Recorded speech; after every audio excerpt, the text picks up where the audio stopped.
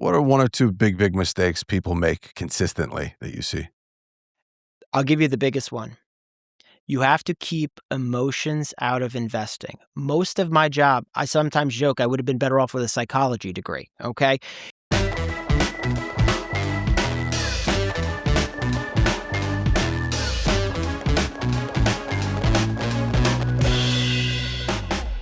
Hey, welcome to the Fatherless Cheat Sheet. It is Andrew, your fatherless friend.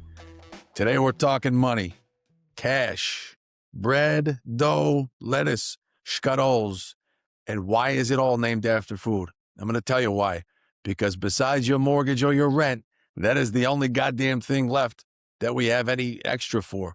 I'll tell you this. I go to Wegmans and I get to the checkout and I see Joan, my friend Joan, and she rings me up for anything less than $200. We're doing a touchdown dance like we're in the end zone at MetLife because everything is so expensive. And I know people say, and I've said this on the show, maybe money doesn't buy you happiness, but it makes things a hell of a lot easier. I'm not sure if you've seen a rich person lately, but they look very relaxed and they're usually tan. And they're probably not whispering sweet nothings of state colleges into their children's ears when they're going to bed at the ages of 6 and 3.5 to put in a good word that in, 13 or so years, they make the right choice and go to a New Jersey State College, because that's where your head has to be these days. But to get a little help with this thing, with money, with learning it, with understanding it, being fiscally responsible, we have someone on the show today who is just that. His name is Nick Luisi. He's a financial advisor. He's an advocate for his clients. He's very, very smart. He's very trustworthy. He knows his stuff. And he genuinely, as a father of 3 young children, cares about the families and the people that he plans for. So I thought he'd be a great guest today. He's going to tell us a high-level stuff, a little bit about everything. And just as a caveat, as there's information all over the place about, financial investments and this and that, we're just talking high level. We're talking just some things to do to be responsible, especially if you're a single parent, if you're living paycheck to paycheck. How can you save at that point? If you're in survival mode, how can you save at that point? So that's just the caveat I have to give you, because I don't want anybody misunderstanding. I'm not forcing any of this information on anybody. I want you to use it. And if you don't use it, no big deal, but I hope you enjoy it. And it's the Fatherless Cheat Sheet. All right.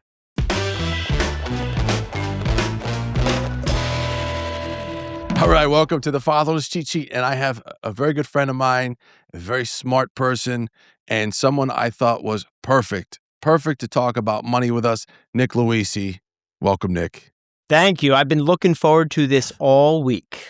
All right. Well, we got to get you some more stuff to look forward to because, no, I'm just kidding. Of course, self-deprecation is part of my armor. I'm really excited to talk to you about this first and foremost because the thing that strikes me about you, and when we do have conversations about this stuff, you genuinely care about your clients' well-being and future. It's not simply a money grab. It is relationship based first and foremost. Absolutely. And I know your parents, and I really, really enjoy your parents, and they are so salt of the earth, and they raise you right. But you do not come from a sort of a country club financial background. You earned every bit of what you have now. And I think that's even more of a reason you're so effective at what you do. So I thought you're the perfect person to talk about some of this stuff. Sounds great. I think you praised me more than I deserve, but let's go for it. I'm gonna keep doing it. Self-deprecation here too. Yeah, no, that's okay. It keeps us humble. So the first thing I want to talk about is, and I don't want to frame all of this just in the single parent household, or I feel like so many of us are in sort of survival mode right now. And I think things are at a point where how do you differentiate just living paycheck to paycheck or surviving and doing something with savings? Like, how do you just do the minimal amount right away, like as soon as possible? Yeah, and that's a great question. And really, this conversation today, again, is meant for the masses, right? Fatherless or parentless is at all levels of socioeconomic status, right? So it's not indicative to just people who don't have money or have too much money or somewhere in between. But the the basic building block here, and I'm going to be just really blunt with people. When we say we're living paycheck to paycheck, are there things we could carve out? Do we need to go to Starbucks every morning for that $10 coffee?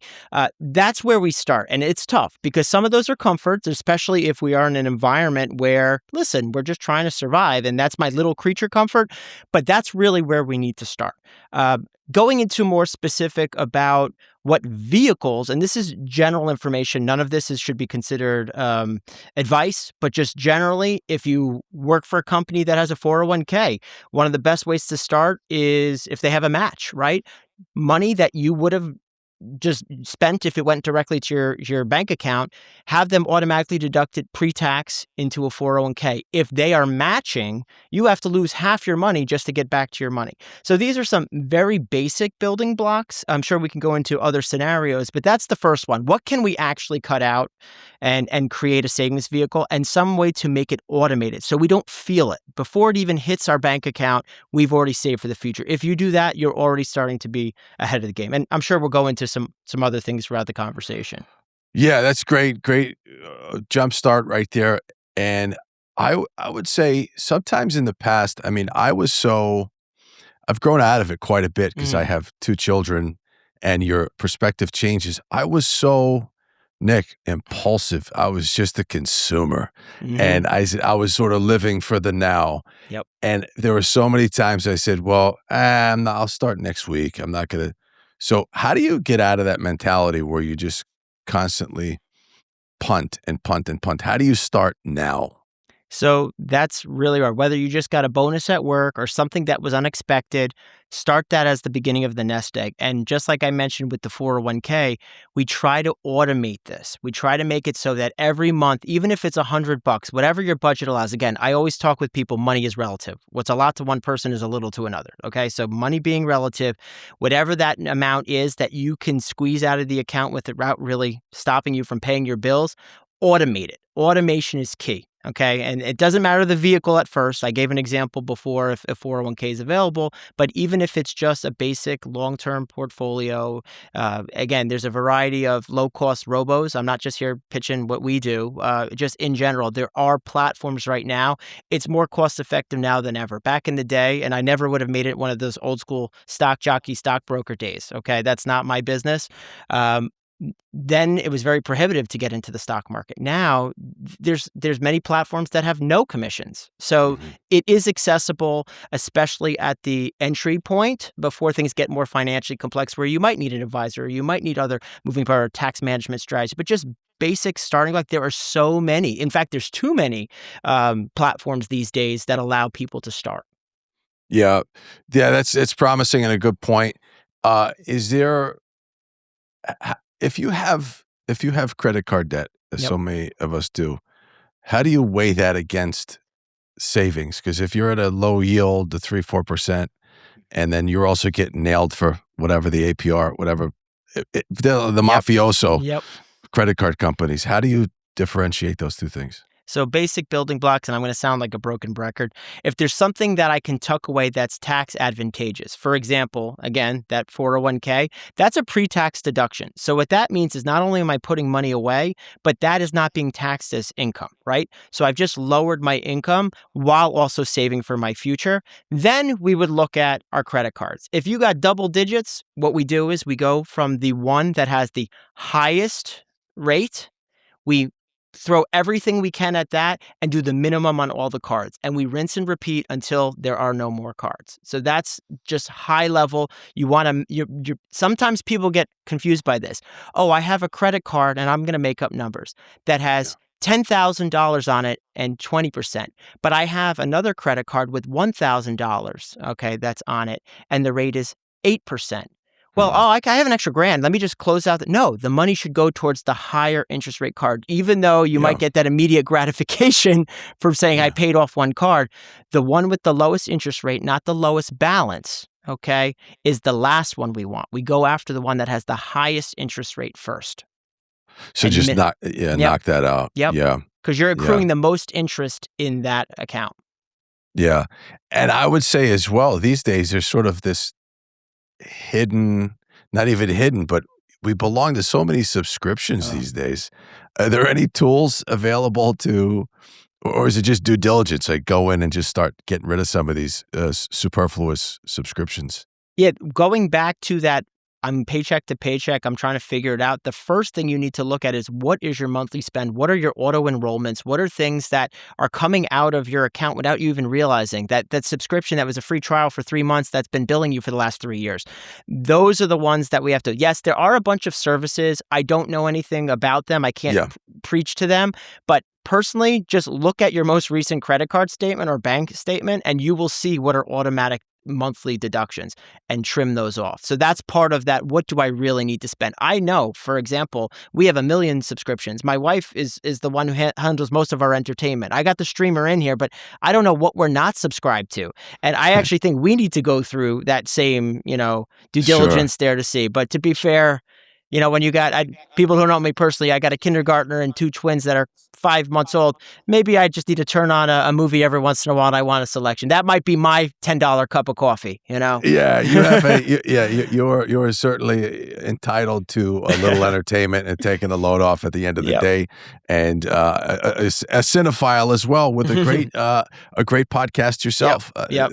Talking pictures trivia. Yep. It's a Yep. really enjoyable podcast. That's a hobby Well, of mine. I just enjoy doing it. It gives us, my friends, a reason to just talk about films. Really a that's reason to get together with all the craziness in our lives. yeah, and again, sometimes you need to have that. What they call it T&E, right? Yep. Travel and entertainment. Yep. But you have to. I guess what you're saying is have a very discerning palate and cut off half of that stuff, right? Because What it do does you add really up. need? What do you Yeah. really need? Yeah, I would say you don't need. Well, I'm not gonna name the networks, but there's a couple that you don't need out Yep. there. Uh, so I wanna get into something that's sort of very personal, to me and very apropos for the show. When Frank passed away when I was a kid, as everybody knows, Mhm. he left us without a whole hell of a Oh, lot. boy. There was no life insurance. Mhm. Can you talk about life insurance a little bit and what the benefits, the positives, negatives, and a little bit about that? Sure, sure. And it's one of those things where in my day-to-day business, again, we use life insurance as a strategic solution where, there's a lot of people who have advisor on the business card. We don't all do the same thing. Some of them, if they're an insurance broker, guess what? They're going to tell you to buy more insurance. For us, it has to be a tactical play. There has to be a reason. Professionally, we do a lot for estate planning purposes, irrevocable life insurance trusts, buy-sell agreements with business owners. But where we really use it in this context is when you're dealing with multi-generational wealth, you're dealing with family members who may not all be at the same wealth of the rest of the family, right? So whether you're fatherless, parentless, or just a young family starting off wanting to make sure that their kids are covered, God forbid something happens to breadwinner or breadwinners, there is a play here for that. What I will tell you, I'm going to give you a brief education without hopefully not getting too granular here on life insurance. If we're on a budget, term insurance is probably the way to go. Now, first off, sometimes people have group term benefits within their employer benefits. So you have to look into that first too. The thing that's nice about that is usually because it's group, you're going to get approved. Okay. You don't have to go through this rigorous process of underwriting and checking your health. So see if your employer has some type of group term, if you're in some kind of plan that has that kind of benefits. That's an easy one. Term policy, if we're buying it on an individual basis, the thing that's nice about that is you're getting a lot of coverage for a small premium. The negative compared to some permanent insurances is there's no cash value. You're purely doing it to get the biggest bang for your buck for a certain term of time. Mhm. So let's say we are a single parent, okay, and we are cutting down that $10 coffee at Starbucks. Sorry, Starbucks, if anyone's got stock in that. But where are we going to do this to make sure if I go, there is no one else for my child or children? So I need to make sure that there's a nest egg for them. This gives you the most leverage. Okay. So that's why if you're on a budget, term makes sense. A lot of times people try to do it to at least get it through the point where their kids are out of the house and adults. So there's Right. different, for those who are not familiar, you can get a 10-year term, a 20-year term, a 30-year term. The different rates apply, and we're not going to go down that path today. But effectively, get as much as you can afford in that sense. And the reason I'm saying this is, again, money being relative. There's strategies that we use for clients. There's one strategy called principal preservation, where we need to create a pool of assets that will allow, God forbid something happens to the primary breadwinner or the only breadwinner, okay? There is a pool of assets that can be invested and turned into an income stream to replace the salary of the person who passed, okay? That's the most ideal if I have the budget for it, okay? That's the first thing we want to do. Now, that may not be in everyone's budget. So the next thing we look for is a depletion strategy. We're trying to figure out if I have this nest egg, they can keep the lights on until they're an adult. Yes, this life insurance benefit may deplete over time, but at least it bridges the gap. Maybe it pays off the mortgage. Maybe it covers them until they're out of the house or through college. That's the next level. And that's something that can be figured out. But without going into it too much, Andrew, that's the basic. There are permanent life insurances that don't expire. They grow cash values, but the premiums are much more expensive. That's a whole nother conversation. There's different flavors of that. It's not just whole life, which is super expensive. There are other permanent insurances. But if we're budget conscious, that wouldn't be my choice. Get it to the point where the kids are grown up. Maybe they're stable, and that bridges that gap. Pay off the house, et cetera. If someone owns a house, that's my initial thoughts there. Yeah, that's very helpful. And I wish you spoke to Frank. Frank, I got to go back in time. 1984-ish. Yeah. Before, but hindsight's 20/20, Yeah. and it is what it is. And I could only sort of, as a father now, and as the patriarch of the family, just do as much as I can to set us up in the right way. And there are so many tools out there to learn that. And to that end, if somebody, even maybe a young person or even an adult who is not really financially savvy and who maybe is a little embarrassed about that, maybe they feel like, well, we certainly live in an area where there are a ton of people who know a lot about finances, and I'm not one of those people. I mean, I'm doing my best now, but where are there some resources that you can go without feeling embarrassed? Where do you start to learn about some of this stuff in a way that is not from some charlatan on YouTube? Yep. What I would say, and this is something I talk about with a lot of people. Yes, you mentioned the area we live in.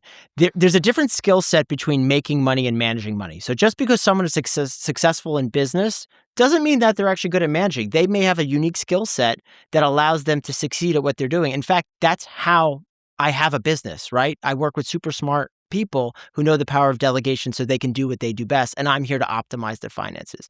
To your point, we live in an environment, there are a bunch of books on this, okay? I can't even begin to go into it, but there are a lot of resources online, including YouTube, okay? Now, I'm not talking about charlatans, I'm not talking about cryptocurrencies and all these other things where you just dump all your, but there's legitimate information out there. I don't want to specifically, bless a specific channel, but there's a lot of information now that did not exist when we were growing up. I was the nerdy guy figuring out all this stuff and finding the books that would go over it and reading between the lines on tax codes. Yes, that's me. No, that's good. But using my summer internship money to open up a Roth IRA, when I was in college. So you practice what you preach. But I was the exception, not the rule. But there is so much information out there, even in our library right here in town. There's a ton of information out there that was not available before. Yeah. And I would say that if I could sort of extrapolate some of what you're saying, is find someone who seems somewhat fiscally realistic. Yep. And dive into that. I think when whatever you're doing, if you're going to 10% on one end or 10% on the other, we're kind of bookended by crazy, if you will, in almost every realm of life. So stay sort of, fiscally realistic, and there are resources for that person out there. Now, getting back to, let's just say, take me as an example, as a young person who, my mom was a working professional, single mom, and she tried her damnedest, and, but we didn't have really conversations about investing or this or that. What's a step a young person can take, like you mentioned, summer job or Give me something that you can suggest for them to start doing small now.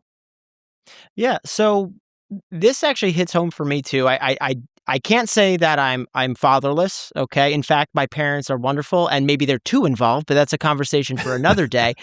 But Don't you dare say that. You're yeah, wonderful. no, it's okay. I'm an only child, so they had no one else to focus on. That's just how it is.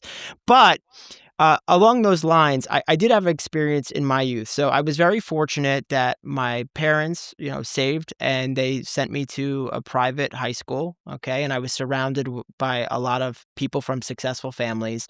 And we didn't come from an investing background. You put your money in the bank, you got CDs. My mom was in banking. Okay. My dad was in banking, but more maintenance and running all the facilities for a Sure. giant bank. Okay. But it was not investments. That was just not in our culture. And I was trying to figure out, in reality, that's what brought me down the path that what are those families doing different than us? We're doing okay. Don't get me wrong. We have a house paid for in the suburbs. That was success. My parents hit the culmination of success. No debts, no bills. We have a nice house in the suburbs in a wonderful area. But how do we take that to the next level? So that's where I started, with that same curiosity, Andrew, of how do I do this? So I started looking, and specifically, if we're gearing this towards the next generation, not the parent who may be trying to get things established, but the next generation.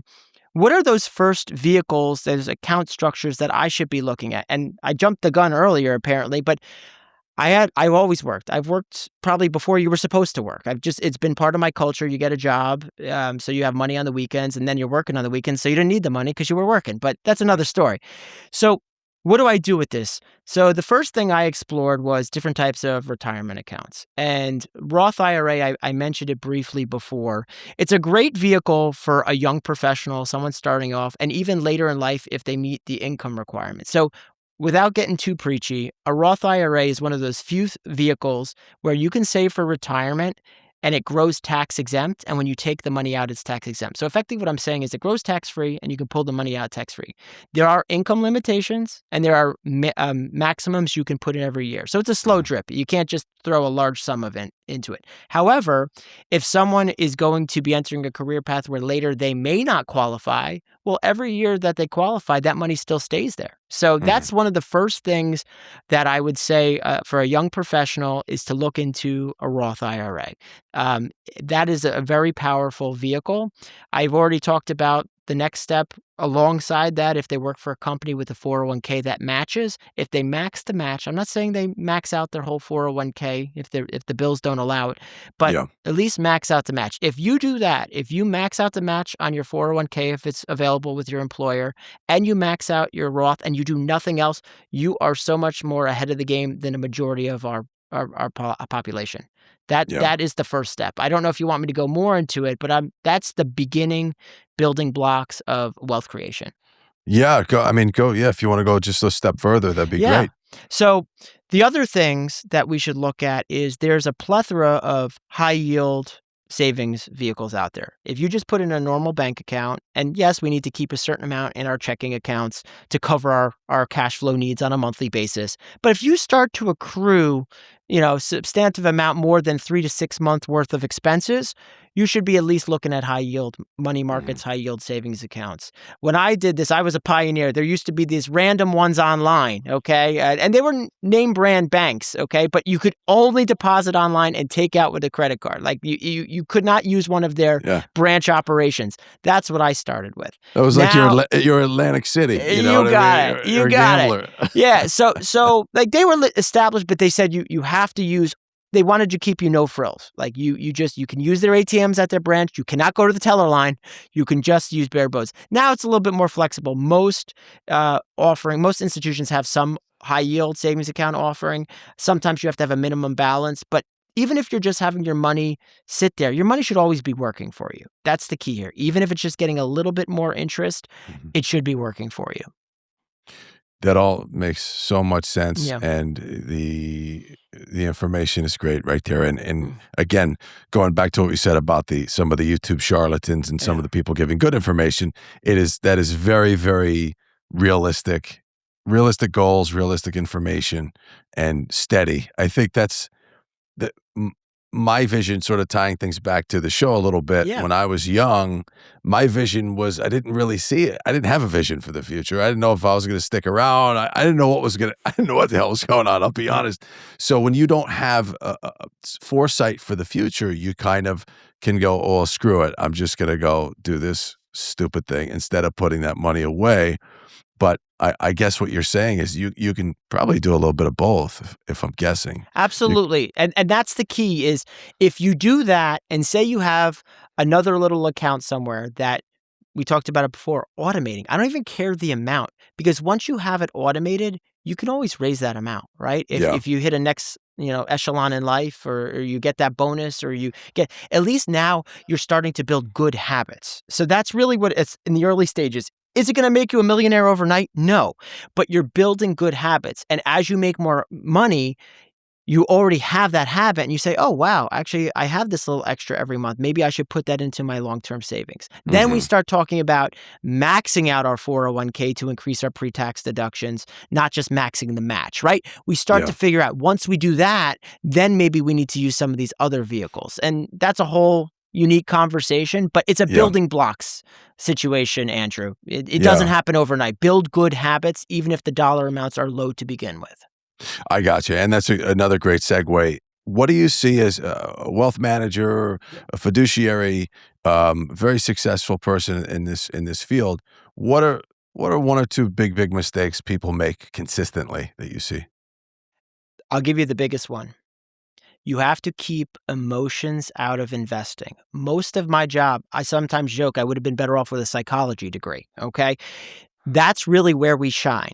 When the markets are up, clients made a great decision. When the markets are down, I made a bad decision. How did that happen? How did that happen? But all kidding aside, we come across this a lot too with like concentrated stock positions. People just become in love or enamored. And maybe they bet right. Maybe they got that company that doubled, tripled, quadrupled, quintupled, okay?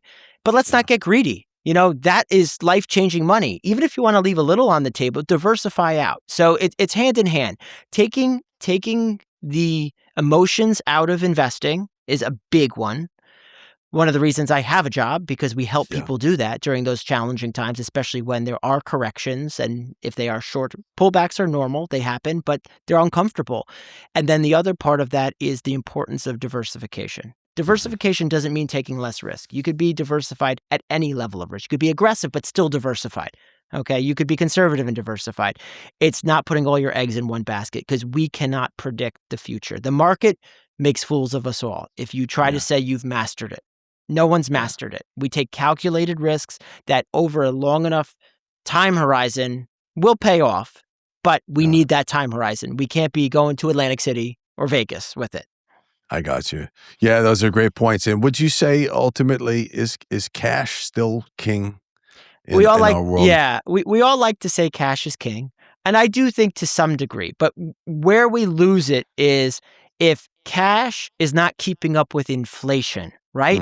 Because if I have money and I keep it in cash, yes, that allows me the ability to deploy. And I always like to have a little dry powder, as we call it, okay, for timely opportunities.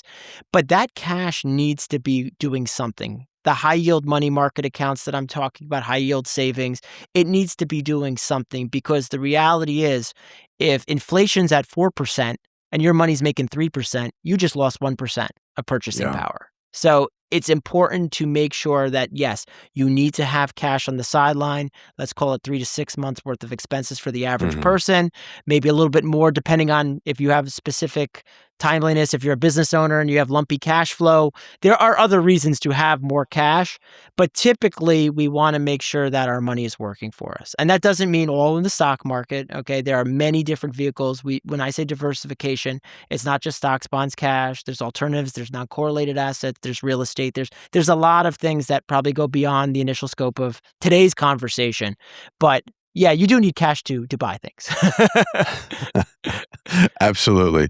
And no, that's well put. Well put. And I would say sort of my last financial question is again, bring it back to single mom, couple kids. She's panicked. She's working her ass off.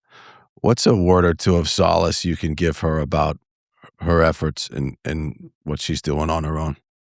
I mean, I can't say I can't even go beyond how much respect I have for that person because, Mm-hmm. as I said, I have a few rugrats here and I have a partner, and I can't imagine doing it by myself. That's without it. I tell my wife, do not leave. You can't leave me here. I need you. More than you even know. So the utmost respect. That's not words of advice, but that's how I feel for anyone in that situation, whether it's 3 kids or 1 kid. I mean, it blows my mind what you can do. And as I said, with those cases, we just need to tell them, we know you're doing your best. We need to figure out where we can save, but we do understand it's a balance between survival mode. And maybe for you, if that $10 cup of coffee makes you have some joy, well, maybe we have it once a week. That's your special time. You know what I'm trying to say? Yeah, and sure, the rest, of course. and the rest we put away for the college, or we do the other thing. It's all about priorities. Yeah. But I would say, don't be hard on yourself. It is a challenging situation you're in. Anything you do is better than nothing. Like, that's the reality. Like, I can't even go into it further. That's well taken. So challenging. That's a great point. And anything you could do is the thing. So don't be hard on yourself. Like it, Yeah. you're a trooper. You are amazing. Yeah, it's a tough path for sure. And I actually, I'm going to ask you one more question because I just thought of it. That's why I'm you here. mentioned that's it about college. Yep. We have little ones. Oh, I know them well. we have a decent runway. But if someone has a little bit less of a runway, or what is just a couple very simple tactics, if you have a little bit of time, but besides just whispering state colleges into their ears before while they're going to sleep. Yeah, so this comes up a lot, and I do these college projections with clients all the time. And even state, by the way, is still a chunk of change, right? Like it's better. Not pretty. Yeah, it's better, but it's still there. If we have the disposable income where we can budget, right? Again, money is relative.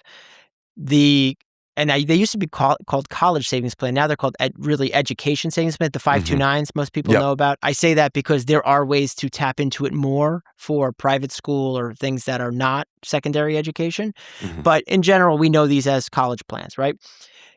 They have the ability to do drips, like I said before, where you're dollar cost averaging. If we can automate it so that we're putting a little bit away, we do have to have a very frank conversation with our children, though. And where are you going and what kind of degree, how employable will be that degree? And I have no judgments here, but like you'd be spending a lot of money. I work with ROI, return on investment, all the time. And I'm a business guy. I need to see that. I need to know that if we're making this investment, you're going to be okay. You're not just going to be living in my basement the rest of your life. Sure. So from a savings perspective, automate it. Okay. College or 529s, they allow for tax-exempt growth. And as long as you use it for qualified education expenses, you can take the money out without taxes. So if the money's there, these are vehicles. The other thing that's really nice about these too, if you have multiple kids, like the mother you mentioned before with 3 kids, say college isn't in the cards for one of them, okay? Or they go a different direction and that's just not for them. There's very flexible ways where you can change that even within families. So you can change it from one sibling to another sibling. If one sibling, for some reason, you were able to stuff it like a pig and have a giant 529 and they end up going to a very affordable school, you can move that to the next kid. So it's not money that just goes poof. There's also ways to get it back if there's scholarships and other vehicles. So that's the big one, though. And even if it's a small amount, no one expects to pay fully through college sometimes with these plans. Just say, hey, I'm going to help you the best I can. This is what I'm willing to put away, and use this as an informed decision when you try to apply for colleges to understand what you're stuck with at the end. I'm doing my best. I'm putting food on the table. Sure. I'll help you the best I can, but take ownership of that when you're applying to schools and understanding what that's going to cost you now and also after you graduate. That is, I have to say, there's probably no better advice about college savings that I've heard. That was excellent. Thank you very much for that. And so, since you gave us that great advice, we have a segment that we do towards the end of the show called "My Old Man Used to Say." Now, I know your old man pretty well. He's a great man. He says a bunch of things. Yeah, he's great. Is there something that he said to you that stuck with you over the years? So, there's a few things, and interestingly enough, and this is a bit of a tangent. My father may not remember last week. He's in his early 80s. He's doing great. But if you ask him any meal he's ever had, he will tell you. And I'm not even talking fancy meals. He could go to the State Line Diner and he'll brag about everything he ate, that cheesecake that has no sugar in it that he brought to the seniors that everyone loved and didn't know any better. He likes to talk about things. I love to listen. But he has given me some advice over the years. And I might be paraphrasing here, but this one I really live by. You only get one name in this life, right? And it's not even a full sentence, I don't think. I'm not even sure. But I know what it means. You know what it means. And Sure. that's how I've directed my whole life and career and how I deal with relationships personally and professionally is you only have one name, okay? There's nothing that you can gain that's worth your losing your reputation or your identity. So I really think that's a big one. Another one my dad likes to say is be worth more alive than dead. And by the way, this doesn't mean financially, because I said, I'm in trouble. I got a life insurance. Okay. Yeah. I am in trouble because, she could cash in, Yeah, but, for sure. But I think we all know what he means there. Your presence on this planet to the people that are around you needs to have value. And those are the two things. They're quick, maybe throwaway comments, but that really have guided my life and my approach to personal and professional relationships. Boy, very well said. Really, no, truly. Yeah. And again, knowing him makes it more special to Yep. hear that. And, I ask that question on the show every episode, and I continue to be pleasantly surprised and enlightened by what people say, and there's no exception there. And Nick, you were exactly as fantastic as I thought you were going to be. Great information. No, really, really great information. Thanks. Again, we're filling out the cheat sheet. We're giving Sure. people some stuff to work with, and I appreciate you coming on. I appreciate you as a friend and your perspective. So thank you very much. It was great to have you. It was a pleasure, and this is why I wanted to be here today, because the audience that you serve and listen to, if there's any way I can help point them in the right direction, even just building those building blocks of good behaviors or good habits, we've succeeded. That's all I want to do is point people in the right direction. Perfect. Thank you so much. I think you did that today. Thanks, Nick. Beautiful. Appreciate you. Thanks for having me, Andrew. You got it. Well, guys, Nick was great. As I expected, he was very informative. Really appreciate his time and gave us a couple things to think about and move forward with. And it's not an easy path, the financial path and savings. We all work so goddamn hard, and you feel like it comes in one way and goes out the other. But I think from our conversation, there are steps you could take to just sort of chisel a little bit here and there and get your financial picture a little bit better than it is now, or whatever you want to do with it. Like I said, take from this episode what you will. But I really appreciate Nick coming on. He was great, as expected. And so, listen, let's keep it going. Keep the Fatherless Cheat Sheet moving. That was a great episode to fill out that cheat sheet. Couple helpful tidbits. So let's keep it rolling. Reach out on Instagram. Reach out on Gmail, Fatherless Cheat Sheet Podcast at gmail.com. Subscribe on YouTube. It definitely helps. Check out the page and subscribe. And we will see you next time on the Fatherless Cheat Sheet.